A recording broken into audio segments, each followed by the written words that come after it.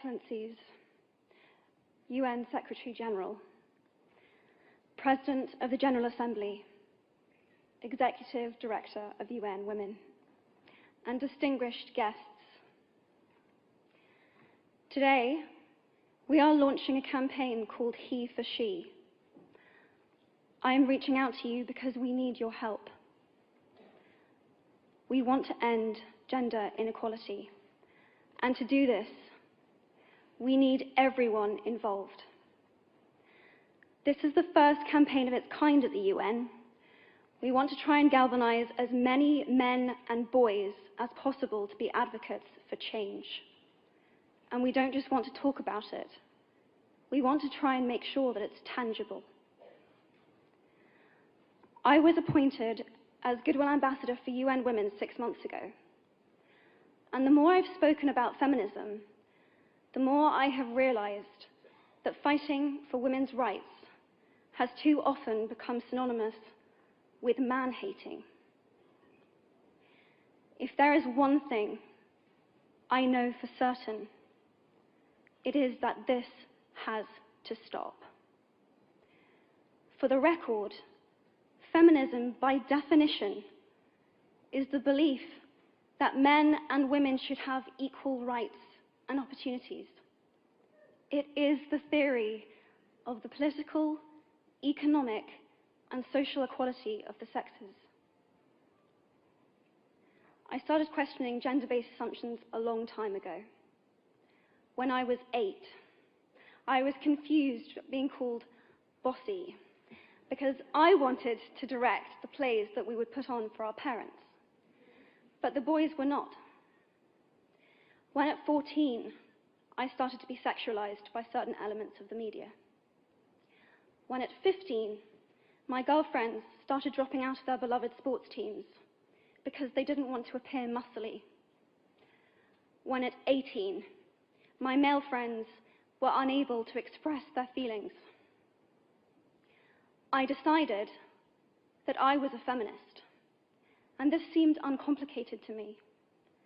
But my recent research has shown me that feminism has become an unpopular word. Women are choosing not to identify as feminist. Apparently, I am among the ranks of women whose expressions are seen as too strong, too aggressive, isolating, and anti-men, unattractive even. Why has the word become such an uncomfortable one? I am from Britain, and I think it is right that I am paid the same as my male counterparts. I think it is right that I should be able to make decisions about my own body. I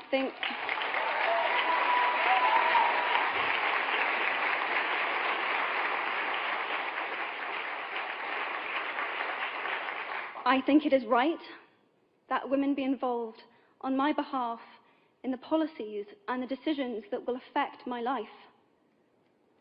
I think it is right that socially I am afforded the same respect as men.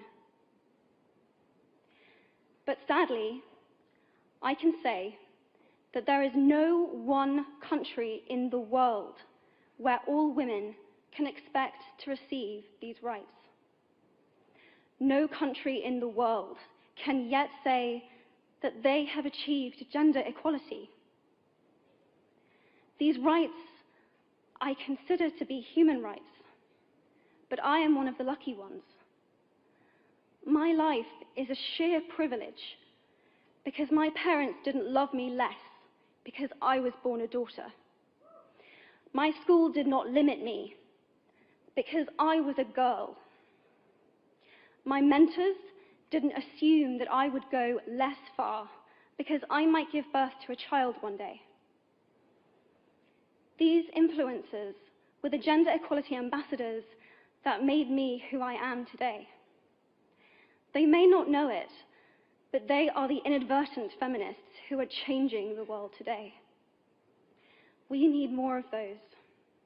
And if you still hate the word, it is not the word that is important. It's the idea and the ambition behind it. Because not all women have received the same rights that I have. In fact, statistically, very few have been. In 1997, Hillary Clinton made a famous speech in Beijing about women's rights. Sadly, many of the things that she wanted to change are still true today. But what stood out for me the most was that less than 30% of the audience were male. How can we affect change in the world when only half of it is invited or feel welcome to participate in the conversation? Men, I would like to take this opportunity to extend your formal invitation.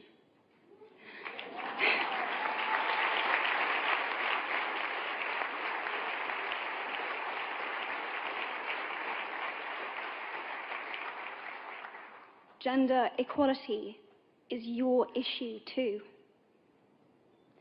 Because to date, I've seen my father's role as a parent being valued less by society, despite my needing his presence as a child as much as my mother's. I've seen young men suffering from mental illness, unable to ask for help, for fear it would make them less of a man or less of a man. In fact, in the UK, suicide is the biggest killer of men between 20 to 49, eclipsing road accidents, cancer, and coronary heart disease. I've seen men made fragile and insecure by a distorted sense of what constitutes male success. Men don't have the benefits of equality either.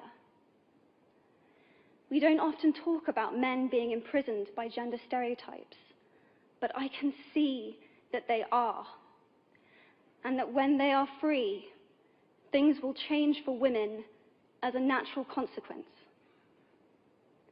If men don't have to be aggressive in order to be accepted, women won't feel compelled to be submissive.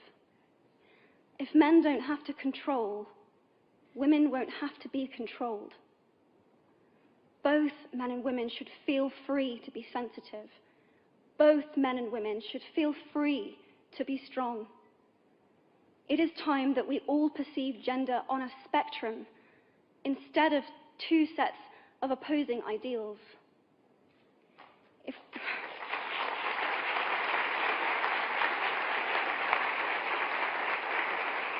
If we stop defining each other by what we are not and start defining ourselves by who we are, we can all be freer.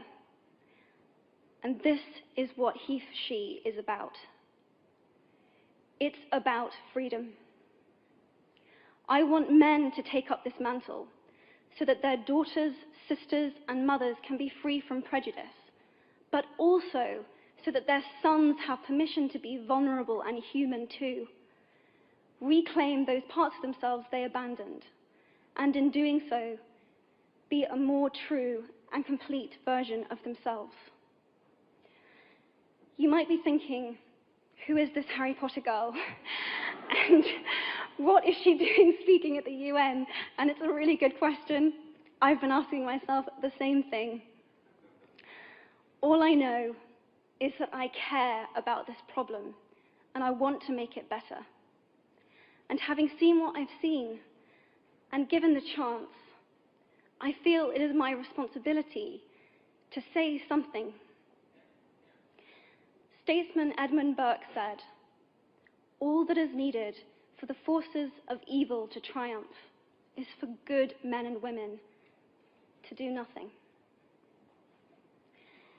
In my nervousness for this speech, and in my moments of doubt, I've told myself firmly, if not me, who? If not now, when. If you have similar doubts when opportunities are presented to you, I hope that those words will be helpful. Because the reality is that if we do nothing, it will take 75 years, or for me to be nearly 100, before women can expect to be paid the same as men for the same work. 15.5 million girls will be married in the next 16 years as children.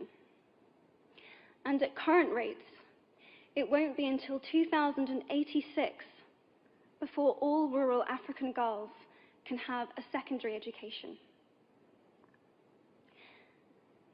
If you believe in equality, you might be one of those inadvertent feminists that I spoke of earlier.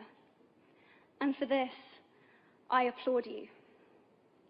We are struggling for a uniting word, but the good news is that we have a uniting movement.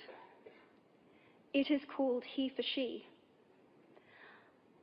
I am inviting you to step forward, to be seen, and to ask yourself, if not me, who?